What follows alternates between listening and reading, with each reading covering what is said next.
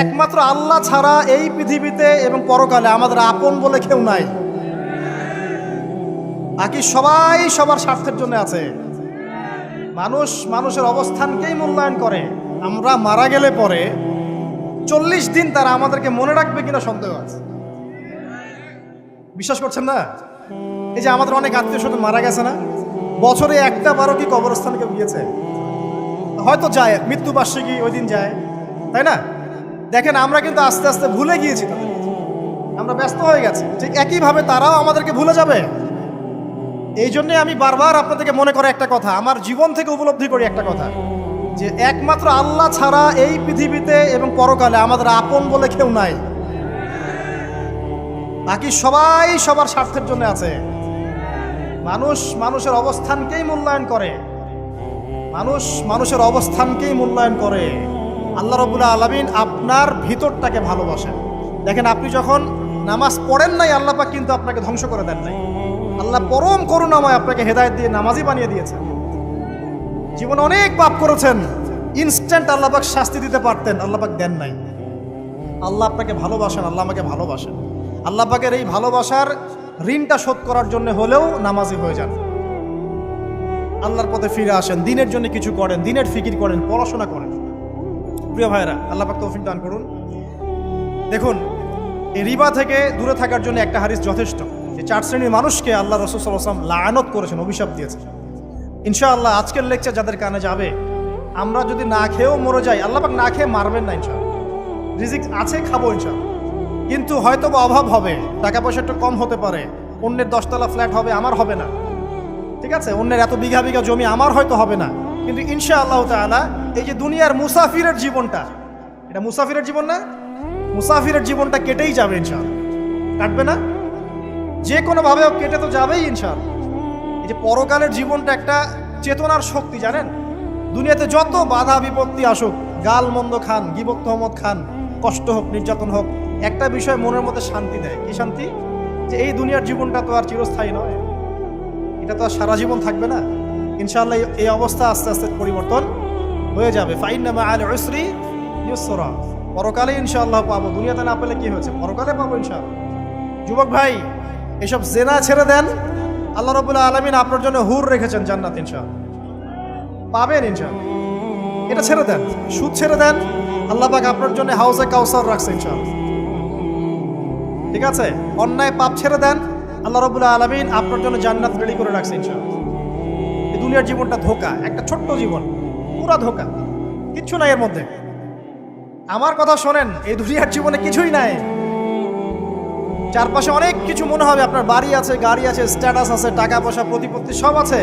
আদতে আপনি একা, আদতে আপনাকে একাই কবরে যাওয়া লাগবে, একাই আল্লাহর সাথে হিসেব নিকাশ দিতে হবে। কেউ নাই সাথে, আমাদের সাথে কেউ নাই। কিন্তু আপনি মনে করছেন যে সেলিব্রিটিজম, বড় আমি পলিটিক্যাল নেতা হয়েছি, আমাকে সবাই চেনে, আমি ইকোনমিক সেক্টরে লিড দেই, রাষ্ট্রকে লিড দেই, আমি ধর্মতাত্ত্বিক ক্ষেত্রে লিড দেই, আমাকে দেখলে মানুষ বাহবা দেয়, ইত্যাদি ইত্যাদি।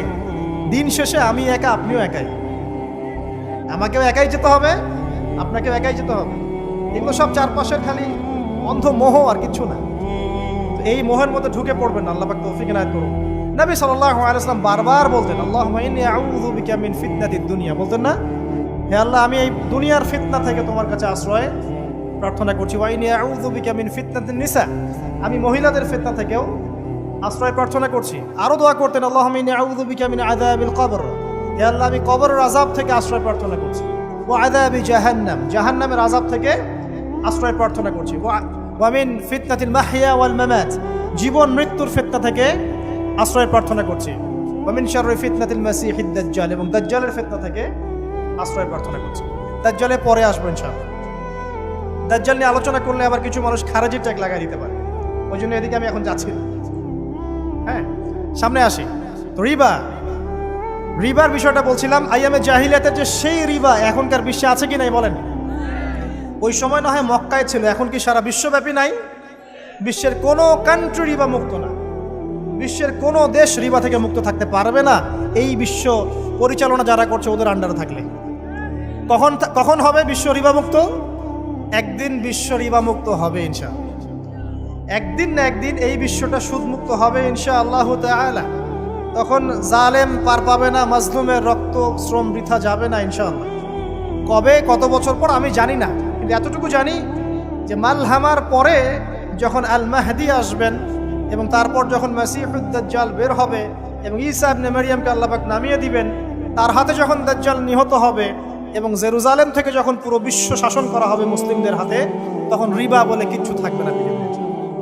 তার আগ পর্যন্ত এই অবস্থা সলভ হবে কিনা আমরা জানি না, হতেও পারে না। ওই সময় যে হবে নিশ্চিত ইনশাআল্লাহ। আসুন, আইয়ামে জাহিলিয়াতের আরেকটা বড় পাপ ছিল যে এক ভাই বলেছেন, সেটা হচ্ছে নারীর অবমাননা। কে বলেছে এই কথাটা? সামনে একজন। হ্যাঁ, আইয়ামে জাহিলিয়াতের অন্যতম একটা সেরা পাপ ছিল কি? নারীর অবমাননা। এটা নিয়ে কি বলতে হবে? এখন ধর্মের মধ্যেও আমরা নারীদেরকে অবমাননা করছি। বহু নামাজি ব্যক্তি আছে আমাদের মধ্যে, দেখবেন বোনের সম্পত্তি দেয় নাই, মেয়েকে শিক্ষিত করতে যাচ্ছেন না। কেন যাচ্ছেন না? ওর কি অধিকার নাই শিক্ষার? আপনি কি জানেন যে আয়েশা রাদিয়াল্লাহু আনহার কাছে বহু সাহাবী হাদিসের তালিম নিয়েছেন, বহু হাদিস শিখিয়েছেন কে? মা আয়েশা রাদিয়াল্লাহু আনহা। তিনি যদি শিক্ষিত না হতেন শেখাতে পারতেন? তো মেয়েদের শিক্ষার দরকার আছে না? হ্যাঁ, কি বিষয় দরকার? তাদের উপযুক্ত পরিবেশ নিশ্চিত করতে হবে, নিরাপত্তা, পর্দা এগুলো নিশ্চিত করতে হবে। তারপরে মেয়েদেরকে আপনি অবশ্যই শিক্ষিত করুন। ঘরের কোণে বসে রাখতে কে বলেছে? আপনি নিরাপদ পরিবেশ দেন, পর্দা দেন, তারা মাদ্রাসা যাবে, পড়াশোনা করবে। ঠিক আছে? আল্লাহ পাক আমাদের মা বোনদেরকে শিক্ষিত করার তৌফিক দান করুন, আমিন। ভালো ভালো কোয়ালিটি সম্পন্ন মহিলা মাদ্রাসা গড়ে তোলেন। আর মেয়েরা যদি শিক্ষিত না হয় তাহলে আমাদের বাড়ির বউরা শিক্ষিত হবে। আর বউ শিক্ষিত না হলে আপনি একা শিক্ষিত হয়ে লাভ নাই। তখন ওই যে বললাম টর্চার সেল, ওই টর্চার সেলে ঢুকতে হবে আর কি। কথা বুঝতে পারছেন না? আগে বিয়ে শাদী করেন, বুঝবেন ইনশাআল্লাহ। যারা করেছেন তারা অলরেডি হাসছে যে মিটমিট করে দেন।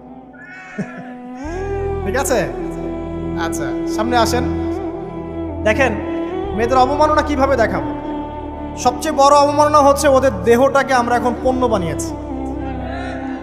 এই যে পর্নোগ্রাফি দেখেন, এই মেয়েগুলোর ইজ্জতের কোনো দাম নাই। মানে তাদের দেহটাকে একটা ব্যবসার সামগ্রী বানানো হয়েছে। এবং আমি একটা লেকচার দিয়েছিলাম ঢাকায়, নীল দর্পণ, দেখবেন অনলাইনে আছে।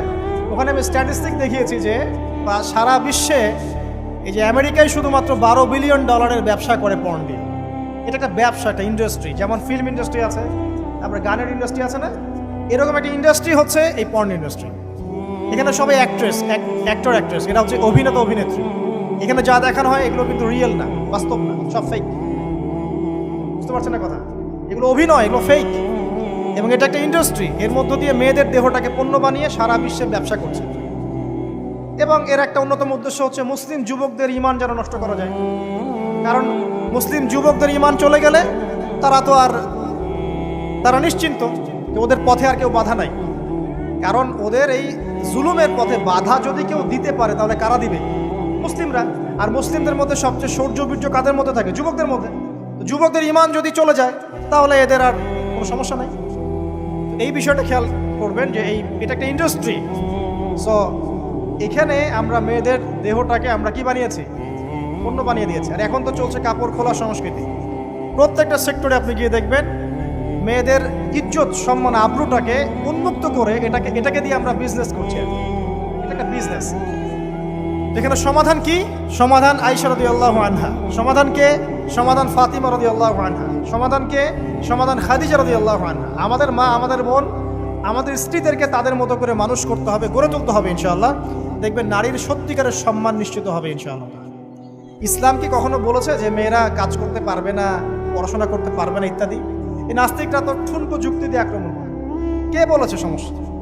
এমন ইসলামিক স্টেট আছে যেখানে একটা স্টুডিও, মনে করি স্টুডিও, ছবি তোলা হয়, কথার কথা, সেখানে সব কর্মী মহিলা, কোনো পুরুষ নাই। একটা মাদ্রাসা, সমস্ত কর্মী মহিলা, কোনো পুরুষ নাই। একটা স্কুল, সবাই মহিলা, কোনো পুরুষ নাই। ওখানে মেয়েরাই পড়ে, মেয়েরাই শেখায়। জায়েজ না জায়েজ বলেন? একটা নিরাপদ পরিবেশে যদি মেয়েরাই মেয়েদের দায়িত্ব নিয়ে পড়াশোনা করায়, ব্যবসা করে, অন্য কিছু করে, জায়েজ না জায়েজ? তাহলে পরিবেশ নিশ্চিত করাটা হচ্ছে চ্যালেঞ্জ। ইসলাম বলছে না যে আপনি তাকে একদম অজ্ঞ করে রেখে ঘরের কোণে ফেলায় রেখে দেন, তাকে আপনি পড়াশোনাও শেখাবেন না, সম্পত্তির অধিকারও দিবেন না, কিছুই না। এগুলো ইসলাম কখনো বলেনি। বলেছে? আরে বোকা মানুষ! রাসূলুল্লাহ সাল্লাল্লাহু আলাইহি ওয়াসাল্লামের সময় তো মহিলা সাহাবীরা উহুদের যুদ্ধ করেছে। কি শুনলেন? রাসূল সাল্লাল্লাহু আলাইহি ওয়াসাল্লামের সময় মহিলা সাহাবী উহুদের যুদ্ধও করেছে। উহুদের যুদ্ধের নাম শুনেছেন? ওখানে মহিলা সাহাবীও ছিল তীরন্দাজ।